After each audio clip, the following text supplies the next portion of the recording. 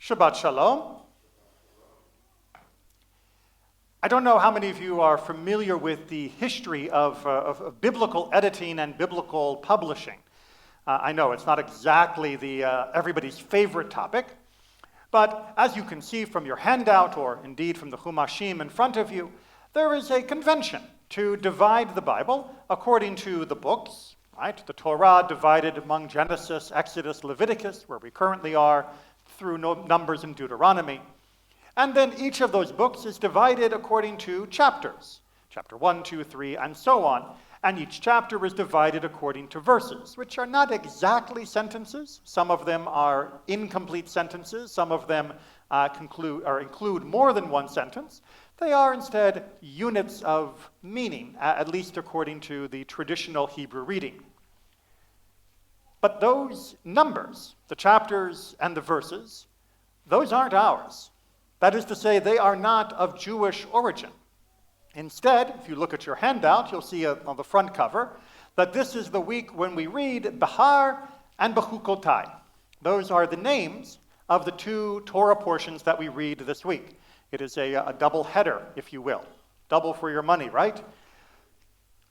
But that was hard to use. And that division was hard to use. And in fact, when the Christian disputants during the Middle Ages wished to drag Jews in front of them, they wanted a system of reference that we would also be able to use, and so we adopted the numbers of chapters and verses.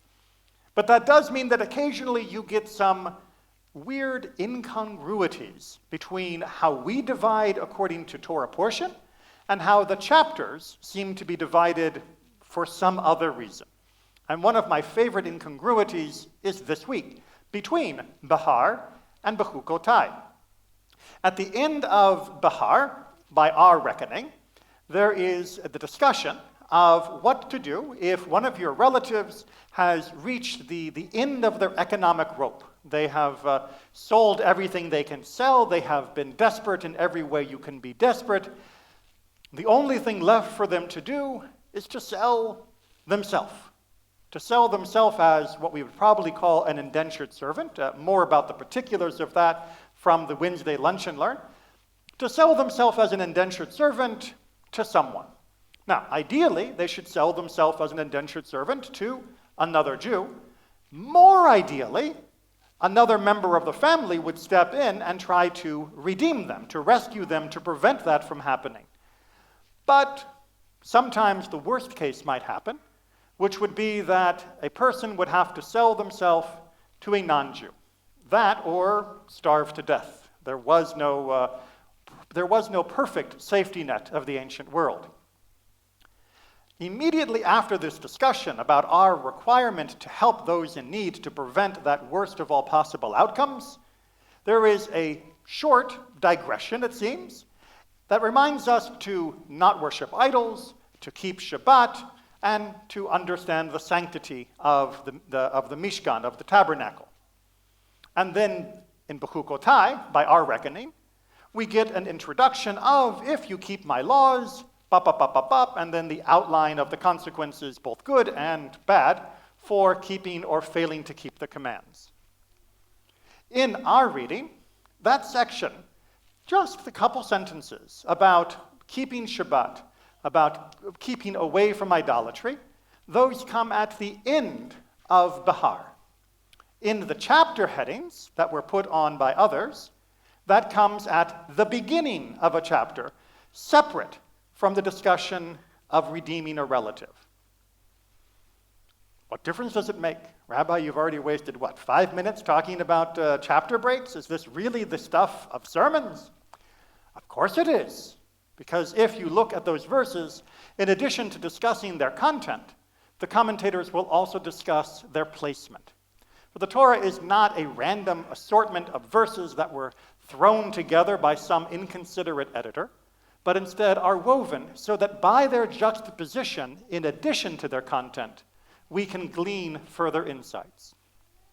So what do the commentators say? Why would this additional reminder to avoid idolatry, to observe Shabbat, why would that come right after the commandment that we should redeem our fellows rather than let them be sold to an idolater. Well, all of them agree that sometimes we're not going to be able to redeem them. Sometimes the entire community will have been economically hard hit. There will be nothing available to help others, and no one to redeem these people in need, and people will eventually be, under some circumstances, selling themselves as slaves to non-Jews.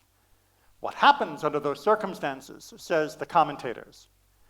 Well, under those circumstances, you need to be reminded to avoid idolatry, to avoid working on Shabbat, for the following possible explanations. There is, of course, a range of opinions among our tradition. One, well, you're now a slave. And if you are a slave to someone who is not Jewish, if you are a slave to someone who worships idols and who does work on Shabbat, you may think that that's your obligation, right? The yes, master, if you want me to bow down to that idol, I guess I've gotta. Yes, master, if you want me to work on Shabbat, I guess I've gotta. But no, says the Torah, just because you have sold your body, your labor, does not mean you have sold your soul. It does not mean that you have given up that which makes Judaism Jewish. And these are but example commands that your new master does not have the right to force you to transgress that which is dearest to your heart, your commitment to Torah. That yes, you must do the work as needed, but you do not have to do the work if it transgresses the laws of Torah. You should no more bow down to an idol in service of your master than you should commit murder in service of your master. These are all commands that we must observe, whether we are completely free or whether we have fallen to such a hard situation as being enslaved to another. But that obvious answer is, of course, not good enough for all of our commentators. If it were, our books would be much, much shorter. There are other options. For example, it may be not that the person feels that they are being compelled by their master to worship their idols, to work on Shabbat, but it may instead be that the person says, well, wait a minute. I was so poor I had to sell myself. My family was so poor they couldn't rescue me from this problem. But this guy, he had the cash. Maybe his God is where it's at. Maybe his God is the right kind of God to support. Maybe his God, well, you know what? Maybe I should get in on that action. Maybe I should worship his God to get me out of this situation because my own God doesn't seem to be cutting it. That this may be a strategic move by a person. Again, the text would be reminding them that just because you have reached this hard situation does not mean that God has abandoned you. It does not mean that you should abandon God. Instead, you must look deeper. But say the additional commentators, that's hard. That is hard. Look into the mindset. Look into the feelings of a person in this position. This is not some sterile experiment where we are looking at the outcome of inanimate objects. This is a person who has fallen into the worst possible situation imaginable, at least within the ancient world, and I believe still hard for any of us to fathom. What must that frustration be like? What must that feeling of desperation be like? What must it feel like to be in a place where you have had to sell yourself into semi-permanent servitude? Certainly, if you are moving outside of your own people, you may never be able to return completely to your self of freedom.